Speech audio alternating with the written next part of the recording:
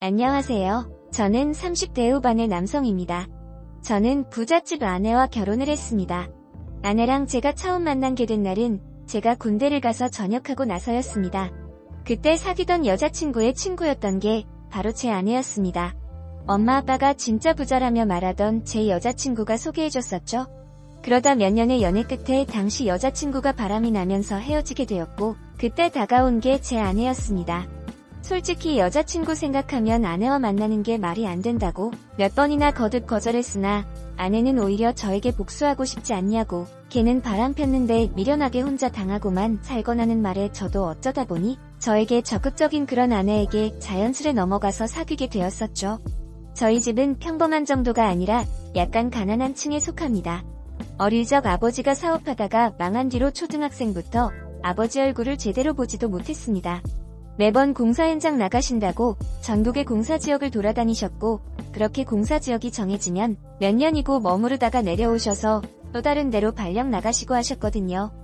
고등학생까지도 아버지 얼굴이 가물가물할 정도였고 어머니는 그런 아버지의 빚을 같이 갚아나가느라 따로 식당에 나가서 매번 쉴 틈 없이 일을 하셨었죠. 저는 그때 군대를 전역하고 대학교 학비도 제 손으로 벌어야 했고 데이트비도 없었는데 아내는 그런 제 사정을 알고는 저에게 금전적인 지원을 많이 해주기 시작했습니다. 진짜 없이 살다가 부잣집 여자랑 사귀니까 저 혼자로서는 꿈꿔보지 못할 또 다른 세상을 사는 듯 하더군요. 저로서는 정말 상상도 못했던 해외여행이라든지 아내가 연애 시절부터 사모으던 명품 가방이라든지 심지어 학교 앞에 살고 있던 아파트조차도 엄마 등 주물러 주고 선물 받게 된 집이었습니다.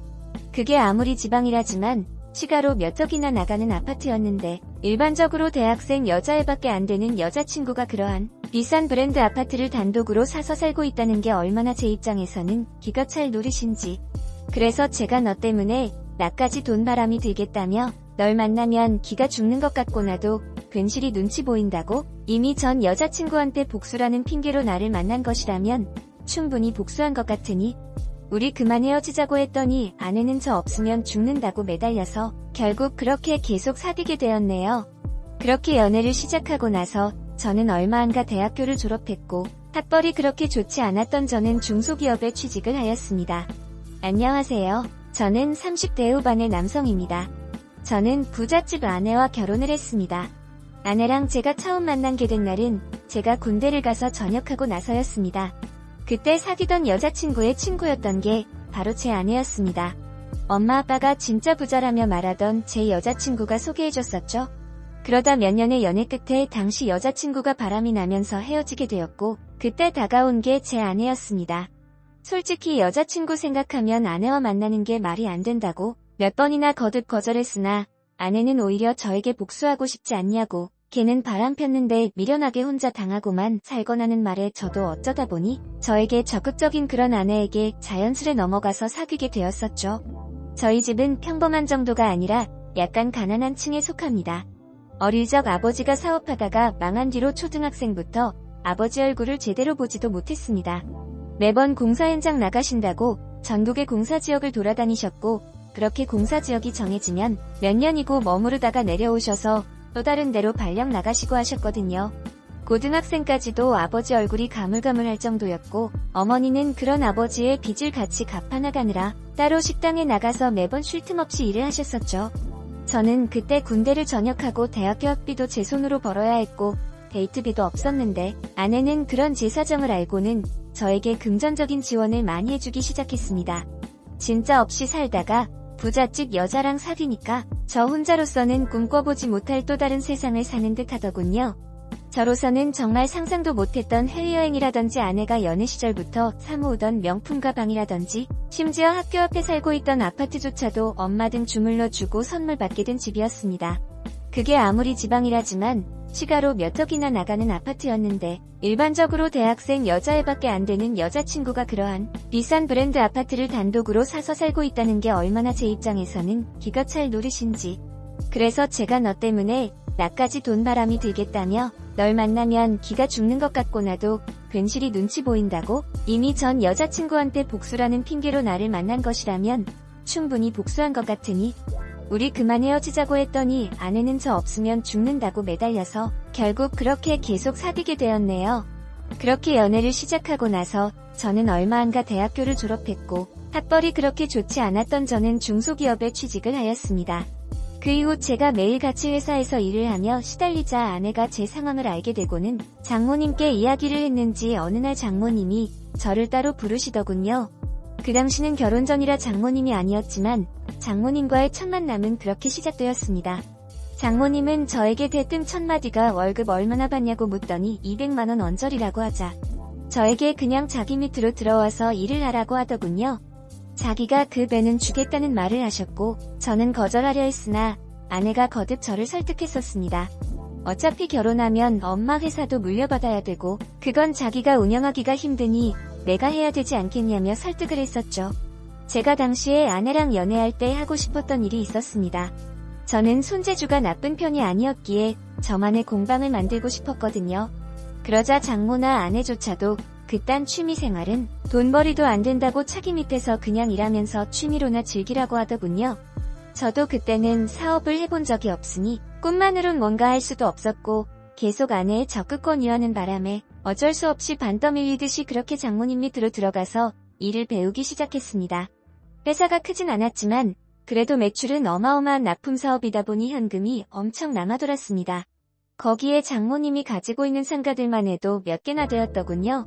저는 그 밑에 들어가서부터 점점 장모님의 비서이자 시종 같은 존재가 되었습니다.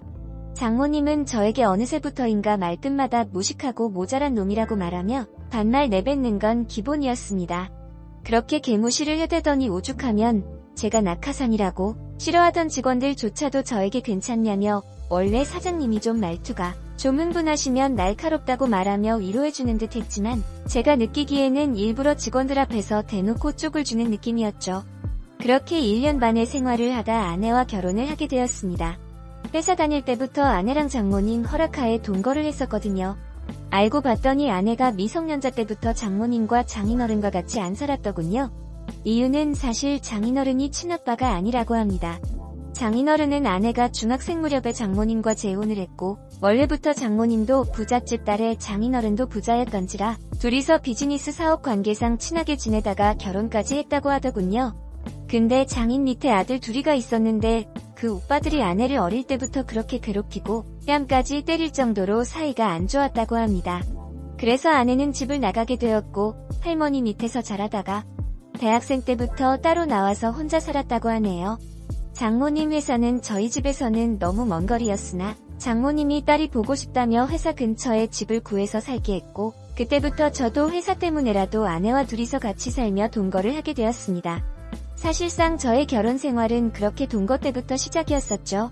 저희 집에서도 제가 어떻게 살고 있는지에 대해서 아시고는 걱정하셨으나 저희 엄마는 저에게 그저 미안하다고 집에 돈이 없어서 네가 그렇게 남의 집에 대릴사위처럼 살아가는 거라며 미안함을 표현했었습니다.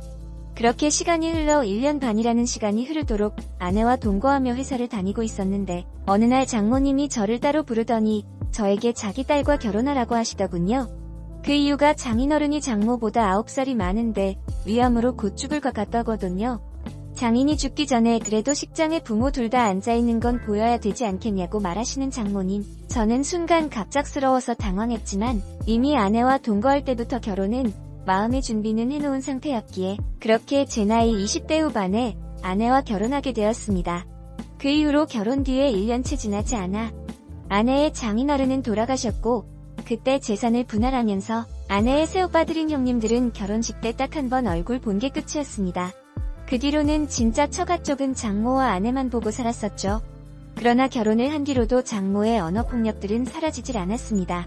아니 다른 직원들이 실수하면 너그러이 넘어가면서 제가 꼭 실수할 때마다 모자란 새끼 병엑스 같은 놈이라는 말들을 대놓고 모든 직원들 앞에서 하셨고 심지어 제가 잘못이 아니라 업체에서 갑질을 해서 사업이 엎어졌을 때도 그 모든 걸 제 탓으로만 돌리면서 저한테 또 욕을 하며 풀기 시작했었죠. 저도 그런 부분들이 참다 너무 답답해 아내한테 이야기를 하면 아내는 오히려 저에게 그런 것 하나 못 참느냐며 원래 다들 그러면서 참고 사는 건데 얼마나 네가 모자랐으면 장모 비위 하나 못 맞추냐고 우리 엄마가 알고 보면 얼마나 인자하시고 잘 챙겨주시는 내라는 말들을 했습니다. 아내는 결혼하고 나서 가정일을 단 한 번도 해본 적이 없습니다. 장모님이 모든 것은 자기 본인 명의로 해두고 아내에게는 미용실을 차려줘서 바지 사장으로 돈을 벌게 했었거든요. 그렇게 벌게 된 돈들로 자기의 생활비로 항상 사치를 부리고 다녔고 제가 번 돈의 모든 돈들조차도 아내는 우리가 살고 있는 집의 빚을 장모님께 갚아야 된다는 명목으로 저의 월급을 대부분 아내가 다 들고 가서 썼습니다. 저는 항상 용돈으로 100만원만 받았고 조금이라도 더 달라고 하면 어차피 나랑 쓸 건데 뭐 때문에 돈을 달라고 하냐고, 남자가 돈 생기면 딴 주머니 차고 여자가 생기는 법이라며 자기는 그 꼴은 절대 못 본다고 장모랑 아내랑 저를 쥐잡듯이 잡았었죠. 자기 딸인 아내가 명품백 산다고 수백 수천을 써대도 이해하지만 저한테 몇십만 원이라도 더 가는 건 용납을 못했었습니다. 당연히 시댁인 저희 부모님한테도 어느 날부터인가 개무시를 하기 시작했고 장모님의 생신날은 저의 그 조그만 100만원 용돈에서 모으고 모은 돈을 모아서 식사 대접하고 선물 사드려야 했지만 반대로 아내는 저희 부모님한테 진짜 챙기지도 않으려고 하더군요. 한 번은 장모 선물 살 때도 제가 돈이 부족해서 아내 보고 도와달라고 하면 내 돈 지원받았으면 그게 선물이냐고 네가 모은 돈으로 하라고 하던 아내, 정말 아무리 돈 때문이라지만 저도 진절머리가 나고 점점 지쳐가더군요. 그리고 아내는 아이를 가지길 싫어했습니다. 아내는 매일 일과가 눈뜨면 자기 사업장인 미용실을 가기 전 피부 마사지를 받으러 갔다가 헬스 및 사우나를 즐기고 잠깐 미용실에 들러서 실장 업무 조금 보다가 돈 수급만 하고는 돌아오는 게 다였거든요. 아내는 아이를 가지면 자기 몸매가 망가진다며 차일피일 미루던 게 어느새 몇 년이나 되었었죠. 그런 생활들에 저는 이제는 너무나도 지쳐서 더 이상은 못 견디게 된 사건이 생기고 말았습니다. 바로 제 바로 윗선임이 회사에서 납품 단가를 실수했는데 그걸 저한테 뒤집어 씌웠던 거였죠. 장모는 제대로 알아보지도 않고 저한테 사람들 앞에서 무작정 또 욕을 하고 이게 손실이 얼만 줄 아냐고 물건까지 집어던져 제 얼굴에 상처까지 나버렸고 심지어 제 앞에서 니네 부모가 얼마나 모자란 인간이길래 니 같은 놈을 낳았냐는 말에 저는 참다 폭발하여 눈에 보이는 책상을 뒤집어 엎고는 두 번 다시 이 회사 안 나올 거라고 소리치며 박차고 나와버렸습니다. 그 이후 아내는 집에 오자마자 저를 위로하기보다는 다짜고짜 자기 엄마한테 뭔 패륜짓거리를 했냐며 소리를 질러댔고 제가 그래서 아내에게 자초지종 이야기를 하니 그제서야 엄마랑 한번 이야기는 해볼게라더니 그래도 아무리 그래도 그렇지 사위가 어떻게 장모한테 그런 짓거리를 하나는 말을 하고는 나가버리더군요. 그날 저녁 장모님이 저에게 찾아와서는 자기가 오해해서 그랬다지만 어떻게 너 따위가 장모이자 사장의 권위를 무시하고 회사에서 그딴 태도를 보인 건 도저히 용납할 수가 없다길래 저는 회사 그만두고 제 사업한다고 했습니다. 그랬더니 니깐 놈이 무슨 사업이냐며 장난하는 말에 제가 그 회사를 나가면 나갈수록 계속 장모님과 이렇게 사이가 멀어질 테고 그 일들이 결국 아내하고 불화로 이어진다고 저는 도저히 지금 회사에서 제가 겪고 있는 일과 맞지 않는 것 같다며 단호하게 말하니 장모는 자기 죽으면 이 회사 네가 대신 이끌어야 된다는 등 행동만 보면 절대 그럴 것 같지 않은 달콤한 헛소리들로 저를 꼬드기더군요. 저는 그 꼬드김에도 불구하고 제 차장모님에게 죄송하다고 저는 더는 회사에 나갈 수가 없다고 몇 번이나 거절하자 그제서야 제가 농담이 아닌 걸 알았는지 갑자기 성질을 내며 두고 보자고 니놈이 감히 돈 없이도 그런 배부른 소리 할 수 있는지 두고 보겠다며 앞으로는 저한테 모든 지원이 없을 거라고 하더군요. 그 말 들으니 순간 속으로 지원이란 게 있었나 싶었습니다. 이 집도 자기 딸 거고 모든 생활도 자기 딸이 하고 싶은 대로만 법인카드 쓰고 저는 무슨 알바하는 것도 아니고 딸랑 100만원으로 용돈도 해야 되고 부모 장모님 아내 경조사도 다 챙겨야 되는 거지 새끼로 만들어 놓고 당초에 무슨 말인지 모르겠더군요.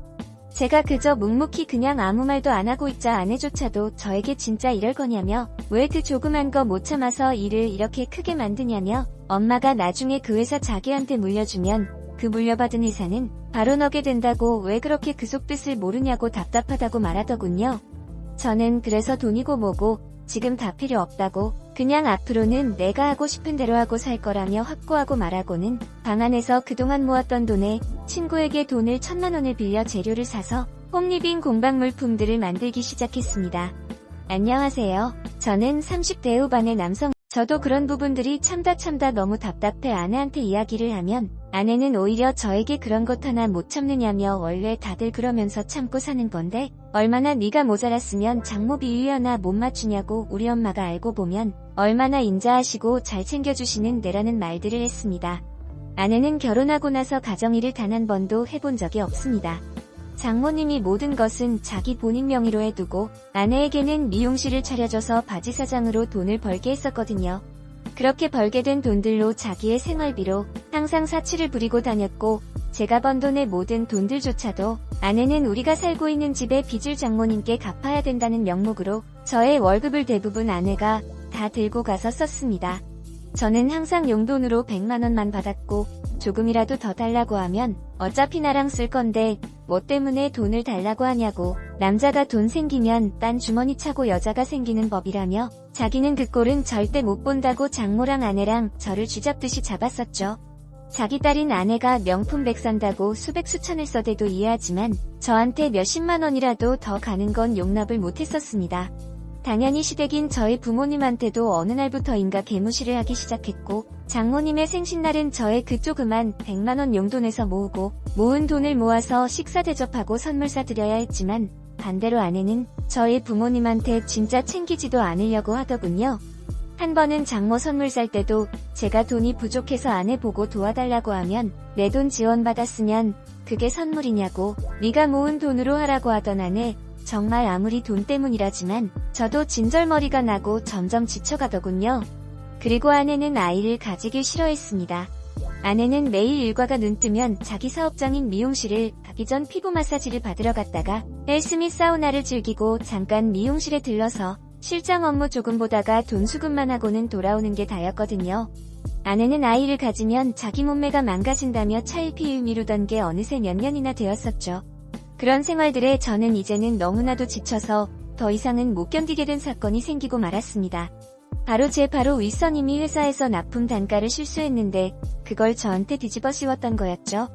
장모는 제대로 알아보지도 않고 저한테 사람들 앞에서 무작정 또 욕을 하고 이게 손실이 얼만 줄 아냐고 물건까지 집어던져 제 얼굴에 상처까지 나버렸고 심지어 제 앞에서 니네 부모가 얼마나 모자란 인간이길래 니 같은 놈을 낳았냐는 말에 저는 참다 폭발하여 눈에 보이는 책상을 뒤집어 엎고는 두 번 다시 이 회사 안 나올 거라고 소리치며 박차고 나와버렸습니다. 그 이후 아내는 집에 오자마자 저를 위로하기보다는 다짜고짜 자기 엄마한테 뭔 패륜짓거리를 했냐며 소리를 질러댔고 제가 그래서 아내에게 자초지종 이야기를 하니 그제서야 엄마랑 한번 이야기는 해볼게라더니 그래도 아무리 그래도 그렇지 사위가 어떻게 장모한테 그런 짓거리를 하나는 말을 하고는 나가버리더군요. 그날 저녁 장모님이 저에게 찾아와서는 자기가 오해해서 그랬다지만 어떻게 너 따위가 장모이자 사장의 권위를 무시하고 회사에서 그딴 태도를 보인 건 도저히 용납할 수가 없다길래 저는 회사 그만두고 제 사업한다고 했습니다.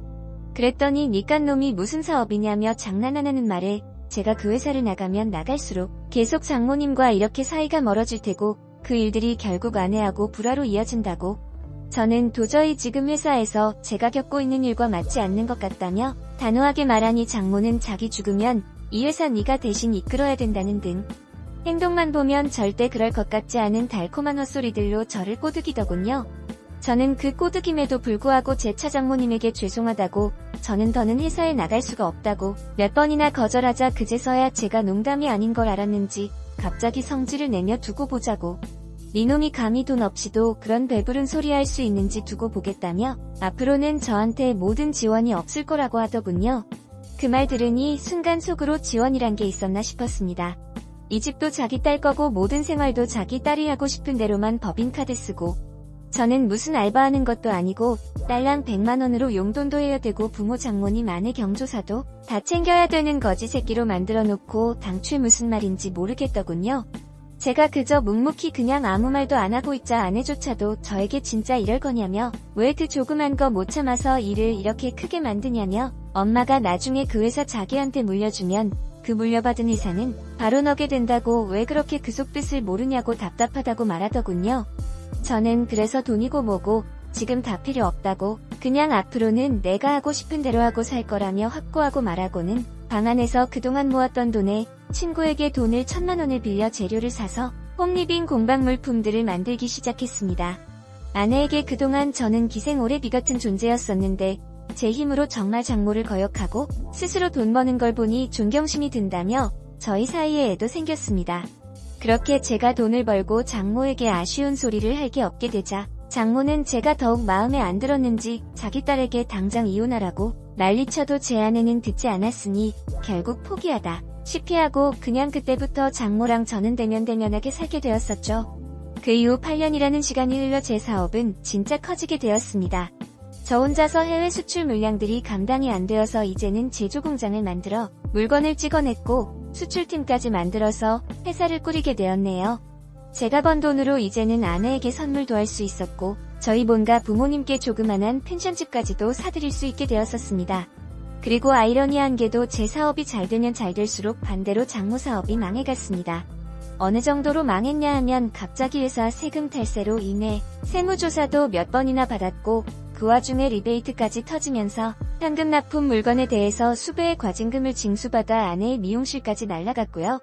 장모가 해준 이 집도 경매로 넘어가게 돼 팔아야 된다고 해서 제가 그 집 비용을 장모에게 시세대로 싹 다 드릴 테니까 넘기라고 말하고는 이 집도 이제는 제 명의로 가지게 되었네요.